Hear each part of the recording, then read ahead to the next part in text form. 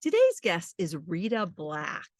Rita is a clinical hypnotherapist and leading expert in the fields of smoking cessation and weight loss. Rita is also the author of a best selling book called From Fat to Thin Thinking: Unlock Your Mind for Permanent Weight Loss. And she also has a podcast called Thin Thinking, which I was recently a guest on. So Rita and I really connected, and we talk to the same people, help the same person, and she does something really special. And it's through the world of hypnosis. The crazy thing too is that Rita is exactly what I hope you can do, is get sparked in your second half. Rita is enjoying a second career. And she talks about what she did prior to this career, which is completely different. And I love these stories. So, of course, when I met her, I thought she'd be a perfect guest. I interviewed her a few weeks ago, and I had been doing a few episodes that did not involve interviews. So I was really excited to start interviewing people again. And she was one of, I think, the first interviews I did after several weeks of not doing interviews, and it just ignited in me this desire to reach out to people like Rita and share their stories with you. And she's helping so many people, and it's through her own journey that she discovered this, which is all the more reason to share it with you.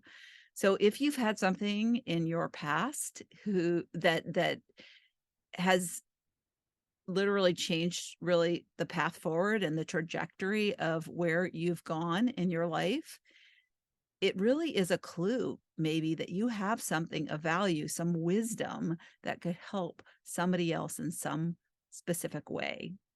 And it really did change the trajectory of Rita's life. And so I can't wait to introduce you to her and see if you need help in either of the areas that she is an expert in, because she can truly shift things in a very deep way in one short session, because it happened to her. So let's get to the interview now. Welcome to another episode of Living Your Sparked Second Half. It's really exciting to have someone back on the program. And this is somebody who I met recently at a leadership event. So it is Rita Black. Welcome. Hello, Lori. I'm really happy. Thank you. I'm honored that I'm the first one in a while that you've had back on.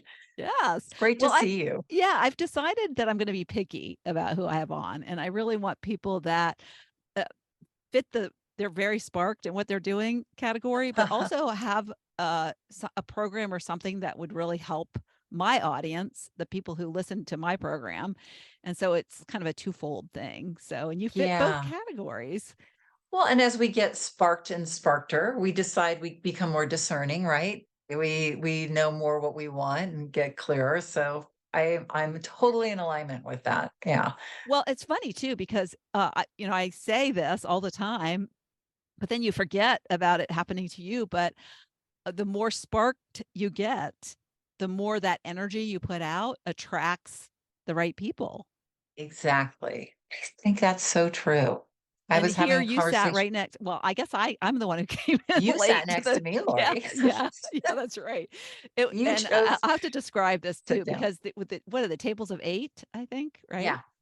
They said 8 was Yeah, a magical number of some sorts. Like you don't want to go more than 8. It's too overwhelming. yeah. And it's funny too, because the way the leadership event worked was we could move around if we wanted, but we could stay together as a team.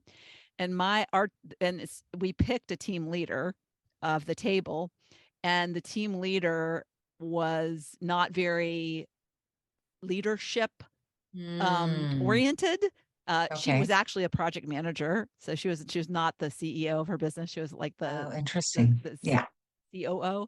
So I think she was uncomfortable with the leadership role, but it was basically kind of volunteer. And then if people looked at you, then you were like, okay. But anyways, if you were the leader, then you could just let the team be where they want and sit where they want. And Yeah. so some couple tables, your table didn't stick together, right? No, they didn't, and I kinda made a promise to myself before going there because I'm a introverted extrovert, and it's very easy for me to pal up with somebody and then not meet anybody else, and I just made myself move every single time so I could meet Yeah. wonderful people like you. Yeah. I like to do that too. In fact, morning, I change from afternoon usually. But yeah, so I went in was it the 2nd or the 3rd day? Because I think we only sat It was the toge last day it because was I the had to last leave day, early, yeah. yeah, Mhm. yeah. So, there was 1 seat at your table, and I ran in and sat down at the, last minute, and you just happened to be right next to me, and then at some point when we had a break, we started talking, and it Yeah. was, wow, we It's really like, share. "Oh my god." Yeah. Yeah, yeah. We have a lot in common, that is for sure. So why don't you tell, the listeners what you do and how you help people? Oh, okay. Thank you. So I am a clinical hypnotherapist, and my jam is smoking cessation and weight management, and primarily because those were two things that hypnosis helped me with. I was a pack and a half a day smoker. I also struggled with my weight desperately up and down the scale, 40 pounds for over, and 2 decades, over 2 decades, and, I was able to stop smoking in 1 session with hypnosis after struggling for years and years and years, and the light bulb went off in my head. It was like, "Wow, how can" because I thought hypnosis was kinda woo-woo, like, and at the time, I mean, I do live in Los Angeles, California, so I'm aligned with the woo-woo, but I am not a crystal shaken mama. I'm a I'm a practical person. So when my friend stopped smoking with hypnosis, I was like, "What? You let somebody control your brain, you let somebody, like, I'm never gonna do that." And then but it was so easy for her. I was like, "Well, maybe there's something to this." And I went and I got hypnotized, and it was such a cool process, and it wasn't scary like I thought it was, and it wasn't I felt in control, and it's true. All hypnosis is self-hypnosis. You are in control of the situation. You're never giving up control. You're more in control because you have access to your subconscious mind. But anyway, so I became a non-smoker, and I said, "Maybe I can help myself with my weight management somehow," because I'd been a chronic dieter up and down, had bulimia, like I was a mess. And I really used hypnosis to create a really more powerful relationship with myself, get rid of limiting beliefs. Because with weight, there's just so many identity, limiting beliefs, bad habits, and all of that is subconscious mind stuff that needs to get worked through, or else you just keep going on diets, and that's a conscious mind thing. So, Yeah. Yeah, it's funny you so, should say that because, it makes me think of one of my students who mhm, was overweight and wanted to lose weight, but she is Italian, and her mm, identity was around kitchen, oh gosh, probably yeah, wine. I can't remember, if she drank wine while she ate, but I know when I like to cook spaghetti, I like to drink wine.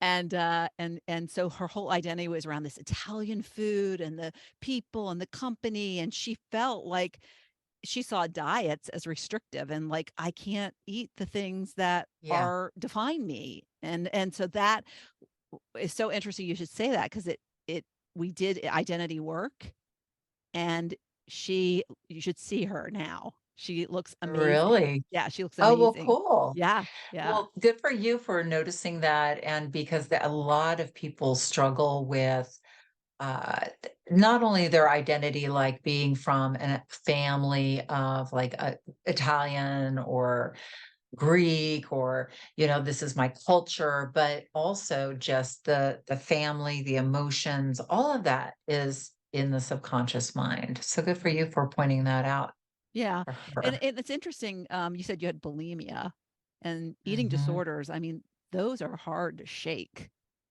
They are.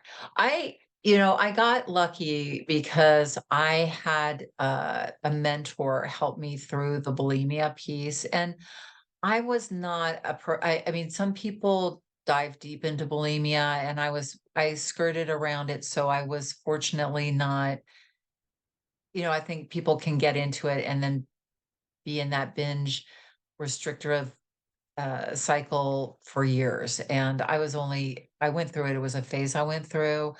And then I just said, "Well, look, if I eat it, I own it." And so then, I continued on my journey as struggling, but every piece is about taking ownership with yourself and communicating with yourself in a different way. And I think the way the dieting industry has, and I don't want to say the dieting industry is evil, but the way our human brain and our human psyche and the dieting industry, which is very focused on external structures, like a diet is an external structure that you go Yes. on.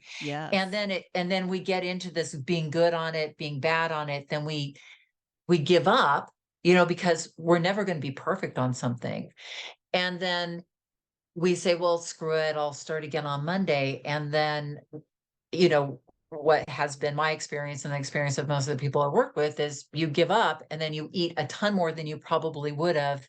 If you eat a piece of pizza and it's like, well, I blew it. The piece of pizza wasn't going to do anything, but the five other pieces of pizza, plus then the bagel the next morning and all the things you eat before you decide to be good on Monday again, that is where the damage, and that becomes a habit. And people have it, there's an epidemic of what I call like starting over again. And I think that it just goes back to the diet industry and this focusing outside of yourself rather than really the internal communication of what happens in that moment, having compassion, like, okay, you ate a piece of pizza, we can figure that out. Let's work through this. And starting to really stick with yourself. I call it bridge moments where you cross over the bridge from one piece. And, in business, Lori, because I know we're both, in the world of, helping people online. I mean, I had to have so many of those bridge moments. It really is learning how to converse with yourself in a powerful way. I mean, becoming a hypnotherapist and getting into that, and then getting into that career, and then transitioning into taking all of my two processes and putting them online. That was my second spark, second half spark. I mean, like, I was like, I can't do this. I have no technical capabilities. It was hard enough for me. I started my practice when it was cassette tapes. You would Mhm. record cassette tapes in the And did you office. become a hypnotherapist because of how it helped you? Yes. Oh, I love that. Yes, I went to school and studied to become a hypnotherapist because before that I was not a hypnotherapist. I was in another I worked with my husband. We were writers together. So but it wasn't I was working for Hollywood. Oh, that's right. And I remember you said that you were a scriptwriter.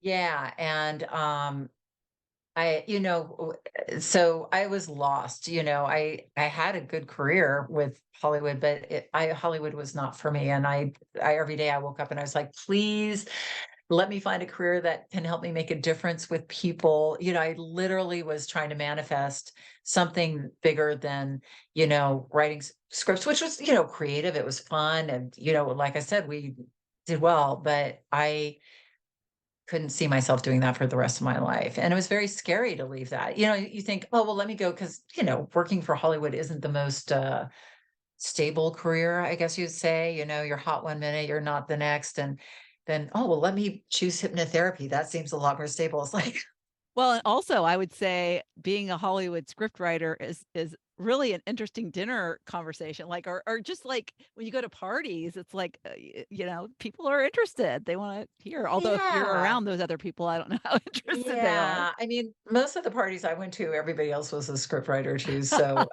when I became a hypnotherapist, that was like, really? Are you going to, make me bark like a dog? You heard all the, Well, I've been so to a Vegas show where they've hypnotized people, and I know that's yes, like the stage kinda thing. When I think of yeah, hypnotists a lot, I think of life regression, past life hmm, regression. yeah, yeah, Yeah. yeah. And that never was, how they say to focus on something and really become, because people ask me all the time, because when you help somebody lose weight, and not just lose weight but lose weight long term, or you help somebody stop smoking when they've been smoking for 30, 40 years in one session, people do give you, they think, wow, you're magical, you can do this. And it's not me. I'm really clear that the human brain is very capable of transforming itself in a second. We've all had those experiences of, like, whoa, you just kind of have a 360 in an instant. And I just feel like I help facilitate that for people because they're ready. Because so people will call me and say, well, can you, make my husband quit smoking? I was like, well, does he want to? And they're like, no, but you'll make him, right? I was like, no, I can't. He's got to want it. That's interesting. And Yes, that's yeah, such a good point. yeah. And I have a joke. I say, my husband, is kind of a messy person and he leaves his socks all over the place. I said, if I could really make you do whatever I wanted you to do, I could make my husband pick up his socks. And I've been married to him for 33 years. He still leaves his socks all over Oh, the floor. And now I'm working on my son who does the exact same thing. So I'm like, I think I'm powerless, but I've got a lot of powers when the person really, and it isn't me who's powerful. It really is, I'm just good at helping people get to the other side of what they need to do. And I use hypnosis, meditation, coaching, to help get them there. So I specialized because those were the two journeys I went on. And those are the two journeys I'm passionate about. And so I will refer people will say, that's what I was going to say. Like when they think, oh my gosh, you helped so and so, and they were, you can make me do this. I was like, yeah, no, that's not what I do, but I can refer you to somebody else, like sleep or, I can do that, mhm. but I'm not, that's not my authority. I'm an authority with smoking cessation. I am authority with weight management, but those other things I can dabble in, but I really feel like it's like being a doctor. You really have to kind of choose your specialty and double down on it. Oh, that's another good tidbit. Didn't know that. But isn't it interesting how you wanted something different and you're asking the universe to like give you something that you could be passionate about? And did you ever Everything. think that's why I say you never know where you're going to find your passion and your purpose because you probably never in a million years thought, "Oh, because I smoke, or because Yeah. that's Oh, what I need never. is this hypnotist, and oh, by the way, I'm gonna become one." That's the furthest thing from your mind. Yeah, and it really was not in yeah, that was the furthest thing from my, I when I was, like, 21, I, went to a psychic, and again, I'm not somebody who goes and gets my palm read and but my best friend went, and the psychic was good. Had it was very interesting. I had a friend a different friend who went to her, and she said, "Honey," this was in New York because I lived in New York at the time. She was like, "Honey, you got to leave here and you got to go to the hospital and you got to get an X-ray and you've got to get taken care of because there's something wrong with you." And this woman was, 24 years old. She looked fine, everything. So she went and she had Hodgkin's lymphoma. Like literally. So after that, Chills I on my was like, arms. I know, wasn't that crazy? So when I went and So this saw was your her, she's like, friend, this was a friend of mine. And okay? then a friend through a friend. And so my other friend said, let's go see her. And her name was Lorraine, and she was on the Upper West Side because I lived in Manhattan at the time. And she was a lot of money. Like for me at the time, I was like a student getting out. And she looked at me and she's like, okay. She's like, you're going to do some stuff and it's going to be fine. But it's not going to hold you. You're going to do good. You're going to be good at what you do. But she's like, you're going to do something. And it's really about helping transform people, but it's not in the way you want. Because at the time I was creative and I wanted to do other things. And she was like, "Oh no, it's not that stuff you're into right now. It's going to be something else." I was like, "No." And she's like, "Oh yeah."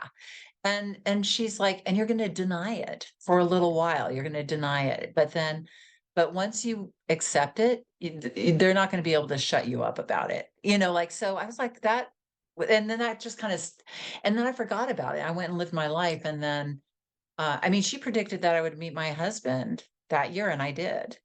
And she told me I would have 2 children, and I did. And it was interesting because my second pregnancy, I had twins. And, but one of them didn't, like it didn't make it past the whatever point, the 16-week point. So I ended up having my son. I didn't have twins. it was just like these weird things. Like she was like, and she was like, you will marry this man. And she was just like, oh yeah, you're going to marry the man that you meet this year, very offhanded in this like kind of New York. Yeah. Oh, and yeah. And then at the end of the interview, I was like, well, am I going to have children? She's like, oh yeah, two, but not right now, much later in life. And she was right, because I didn't have my first child till I was 37. So it was so odd, but it was just like one of Oh, those that is very such a great amazing. story. I love that Yeah, kind of stuff. Not woo-woo, but you went and saw a psychic. That's so I cool. know, I did, and I have that cassette tape, and I listened to it maybe 10 years ago after I had, because I've been a hypnotherapist for 20 years, and, and I was like, "Oh my god, she nailed it," but I'd totally forgotten about it. Maybe she conditioned me subconsciously for this all to happen. That's why I don't go to psychics, because 'cause I'm like, "I don't know," but, so anyway, That's that was amazing. Yeah, yeah. yeah, and so you talked about technology and your challenges, and one thing that I would like Yes. you to share Yes. is how I don't know if that held you back or, what you did to overcome it. Clearly, you've overcome it. But you were saying Yeah. or I think you said in your notes you gave me is you were 53 when you moved from offline to online work? Yes, yeah, so that is an interesting story. I mean, maybe it's interesting, but I am a clinical hypnotherapist. I still do see clients, but I see a lot fewer clients because there was a certain point I wrote a book. I wrote a book about my weight management process, and that's when I went to James, the same person that we go to, Same and I coach. was Yeah, with the the same same coach. coach, and Yeah. but there was a point where I was like, okay, and maybe this is the point that your clients are thinking about, and or your audience is thinking about, and maybe you too, Lori, is that here I am. I'm in my early 50s, and I've got a good life. Like, I've got a career, I've got a booked practice. I'm respected in my community. I have two children who I'm very blessed. Lovely children. Um, and so life is good, but I was like, I want to take this bigger. I want to take it for because I wanted to make a difference, more of a difference. I really just felt called. I felt like just like that same reason when I was waking up and I, had this Hollywood career, but I was like, it's not right. It's not enough. It's not, what I want. And then so I got that yearning feeling again, but there was a big hiccup, which was in order to go online, I would have to be one face front, meaning I would have to come out of hiding. I have a lovely little office on Wilshire Boulevard, and I don't practice out of my home. I have a nice little office where people come. It's very cozy. Um, You're not on social media but going, but I'm "Selfie!" not like I'm not an yeah, and like I would do, I put on a suit, I wear makeup, but the idea of like pictures and being on camera and that all that stuff is like, yes, no. And then technology, because I knew I was going to have to do things like record Create a and landing page put a and course and yeah. create a landing page Yeah, and invite people in yeah. to, enroll, which seemed marketing, and I was used to marketing because you have to market yourself to a certain degree in order to have a practice, but like not like that. And so I was talking to somebody not long ago where I was just like, I didn't want to claim my authority. Like I was happy to have people come to me and be referred to me, but I didn't want to stand and say, I represent this. Like I want to help you and I want to own this space, and I Yeah. don't mean So we look for to the exclusion excuses. of So other yeah. So people, so we look but for excuses to avoid the thing that, yeah, yeah, we like are afraid of. technology, yeah, Yeah. and so I spent a year, so I created a mantra. I'm very into mantras just to help condition the subconscious mind, and my mantra for that year was, I am moving in the direction of becoming a master of technology, because it was really re-identifying myself. Like that's we were talking earlier before we hit record about identity and how powerful it is, and I saw myself as a tech my husband is very good at technology. So, I was this person who would go, "Honey," and he would be come in and he pretended to be the technology guy. He's like, step aside. And, he'd sit down at my computer and he'd fix it. And he's like, "Ugh," and then he'd, get up and he'd leave. And so it made me feel like I was less than, like I was a tech flunky. And I would language that too. I was like, "Oh, well, I'm a tech flunky. I don't know." And I was like, "What am I putting out in the universe? I have to, if I'm going to be an online business owner, I need to own technology. I don't need to be perfect at it today, but I need to be moving in the direction of being savvy at it." And so lo and behold, it took me 2 years, and I had children at the time who were in they were like 5th grade, 7th grade, and they were learning technology, and they were way ahead of me. They could come in and make corrections and, "Oh, do this, mom, and do that." But within 3 years, because I had to overcome so many technical barriers with my business, and because the what I wanted to create, my vision for my business was more powerful than my fear and my inability to, like, I had to sit with my fear of turning this on and speaking to people. I could just have to sit with it, right? You have to say, the person I want to reach is out there, and technology is not going to get in my way. I'm going to make it work. So, and the same was like when I was writing my book and I was in the middle of my book, and, of course, limiting beliefs come up like, nobody's going to read this. I'm going to have horrible reviews on Amazon. Like, what, like, why am I doing this? And so I had to put a note on my computer, like, your person who needs to hear this, this is who they are. And, I made a very specific person and I just said, okay, I'm writing the book for you. And I finished the book that way. But so anything I've overcome is like, because there's somebody on the other side I want to reach, I want to connect with, I want to make a difference with. So it helped me get past that technology barrier that I think a lot of women in our age group have, because like I deal with a lot of women who are, above the age of 40, and I say, "Don't worry, I'm a former tech flunky. You can do this program. It's, intuitive. We've made it easy for you." But it's yeah, that was and I see people holding themselves back all the time. I mean, I know that's your expertise, is helping people get through that. And do you see that a lot? So you see people just making the excuses to stay small or to not engage, because it's easier to stay with the excuse than to step into that bigger idea. Yes, yes, and, I work with people that really not everyone, I do work with some entrepreneurs, but most of the people coming to Mhm. my program are not, uh, building a business, at least yet. Some of them realize I have a student who is a medium or is a medium, and she ended up Huh? creating a program to help people get over their grief from losing somebody they Oh my love. God, how amazing. Yeah, because as a medium, you can only help so many people, right? You can't scale a Right. one-on-one mediumship business. And so, and it created this great community of people who shared this, a tragedy. And so, Wow. yeah, so some people do that. And she was bold. I mean, and she had worked in kind of a tech environment, so she wasn't scared of anything, but there was a lot of things she hadn't done. And I think she did, we all question ourselves, am I capable of doing this? But she persevered and and I think with anything, if you're looking at what your purpose is, like what the Mhm. outcome is, what you're working towards, and make sure, people call it the why.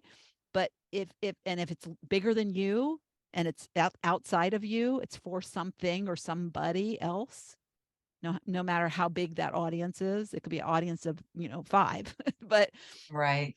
as long as you're focused on that, the steps to get there, they don't overwhelm you as much. You're just like, okay, I'll Right. figure out the next one. I'll figure out the next one. And she was like that. She was like, okay, I don't know how to do it, but I'll figure it out. And it might take me a little bit more time than most people. And that's the other thing is, a lot of things we do we've never done before, so they take us a lot of time. But then Yeah. I remember when I started doing reels on Instagram, and a lot of people are like, Mm. probably what are reels or my listeners, but they're like little videos and you can put little sounds on them and little words on them and stuff. And I resisted doing that for so long. I was like, I don't want to do it. I don't want to do it. But then like I heard the Instagram algorithm was not like serving your content if you didn't do reels. So I was like, okay, I'm going to do them. They just take me so long. Well, within 2 weeks, I was like doing them like, super simple. And it was just, Oh, watched cool. a couple of YouTube videos, and there's so much out there at our fingertips that's Yeah. free to learn. Yeah. And so like Yeah. anything with technology, I'm like, okay, I can't figure this out. Like what's happening right now, I can't hear out of my left not microphone but headphone. And so I'm just like so frustrated. So I was like, right before, we didn't have time at the beginning, but I was like, I'm going to Google what happens when your left headphone goes out, your left ear, because, and now with Chat GPT, which is this artificial intelligence, it'll tell you anything. It's like so Yeah. good, so good. I love it. So I yeah. know. So it's just getting over yourself. It's really what it It is. is Not getting over expecting, it, yeah. and thinking that there's always somebody that does it better than you, or that everybody else does it better than you. That's another big one I hear a lot, and, so, yeah, you know what forced me, it was so interesting, is, the pandemic. So I put my smoking cessation course online, and I was running some ads to it and stuff, and it was just kind of like sputtering along. And then the pandemic hit, and, like I said, I'm a booked out hypnotherapist. I was booked out 3 months in advance, and in LA, everything shut down in one day. It was like, March, I forget which day, it was like March 21st, 2020. And literally people called, and they were just like canceling appointment after canceling appointment. And I was like, oh my gosh, how am I going to make a living? I mean, everybody went through this, but it was just like phone call after phone call. And I was like, "I'll see you online." And people are like, "Oh, no, I'll just wait till the pandemic's over." Like, thinking In it a was couple gonna be like a months. month or 2 months, to quit smoking. I can wait a couple of months, and, Oh, they you know probably started smoking again, some of the people who quit. yeah, a lot of people did start smoking, or started back smoking in the pandemic. But, so I had to pivot, and I came up with some ideas for, like you said, like some communications, like reels and stuff like that, that I could put online, that were about the pandemic, about smoking. And what was so exciting, and this, I just want to tell your audience this, if they're sitting there going, should I go for it? Should I, you know, take that chance on that next chapter for myself? So I never in a million years. So my course took off during the pandemic because people were stuck out in the middle of nowhere. If they were smokers, I mean, COVID was hitting a lot of smokers pretty hard. And going to see a hypnotherapist was impossible. And my course is affordable. It's, and especially for people way out in the boonies. And so I started getting these sales from people in the Yukon, from people in Italy, people in like all over the world. And then the people started responding, saying, "Wow, I quit smoking. I've been a smoker for 40 years. I didn't think I could buy an online course." And that was just so amazing for me. Like that, it was just that you created something that could help somebody that you're never met, and so cool. And then I also put my weight management course, because I was kind of hemming and hawing, and the pandemic was like, "Okay, everybody's staying at home eating donuts. It's time to put the weight course online." And Yeah, and it's and so so I funny too did. because your mind went to, "Oh my god," and Yeah. like my It was business, the end like, of my "Oh my god, how practice. it's over, it's over." And then it opened up actually this Yeah. whole new world that you can help more people, you can reach further, It your impact is greater. That's so it amazing. was So you're complete, but yeah, yeah. it was very uncomfortable. I sat with a lot of discomfort in that month, because it was like everything was out of my comfort zone, but I was very, very grateful that Mm, I was put through that, as we always are. yeah. We don't like stretching, but we sure like being stretched, Yeah. you know, When it's over and we look back, when "Oh it's yeah, over, that when was we look back great." and look at our, yeah, Yeah. it So, was yeah, good. I wanted to mention before we close that you have a podcast called Thin Thinking, which I think is Yes. great. And Thank you. also, can you share, because you've got some kind of a free webinar or something that I does a little do. meditation or something? Yeah. Yeah, it has, it's a weight management masterclass webinar, whatever you wanna call it, that is you know how I talked about, how to stop the start over tomorrow, that epidemic that I saw, I made a master class around that because there's really 3 what I call subconscious, how my menopausal brain is like, what's that word? Roadblocks. Thank you. The roadblocks to they're really subconscious, that if you can shift through them, that really opens the door to that inner communication, that ability to be consistent. Because most people who struggle with weight could write their own New York Times bestselling weight loss book because they know enough. They know everything about losing weight. It's not about that. It's not about the diet. It's not about the knowledge. It's about application and communication with yourself and staying consistent and holding your hand through those, being what I call your own best inner coach.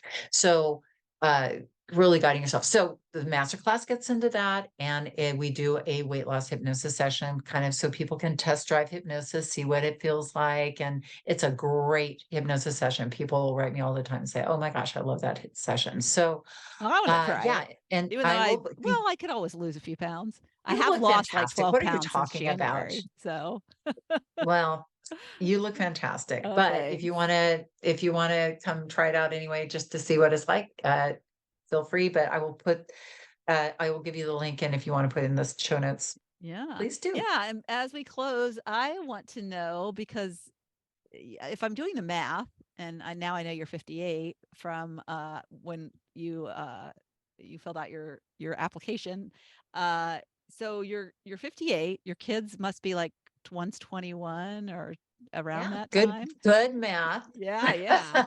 I can do easy 21 math. and 18. So I'm gonna be an empty nester Yeah. as of next year. Yeah. Yeah, so I love it when people, because for me, I didn't figure it out until after they left, and I was like, "What the?" So you sound like you're heading into your empty nest, period pretty sparked. So, is there anything that you are extremely excited and looking forward to as you enter this empty nest phase? Yeah, I am really looking forward to now that the pandemic is over, just kicking it up a notch and meeting more people, like going either like meeting people like you at events and putting my stuff out there. I want to, of course, do in my whole business for weight management started as live in person events, which I love. It's super fun to do those. But I did wanna say something for those people out there also just, like, thinking about it, and you mentioned kids leaving the house, is that I started my practice pretty much when my daughter was a baby, and, you were a working mom, I take it? You were kind of Mhm, yeah. mhm. And the heartache of the working mom is that, you're like, I was building a practice, I was working, burning the midnight oil, writing a book, doing all this stuff, and I gave my kids a lot of love and I gave them, but I wasn't, more, it was quality versus quantity.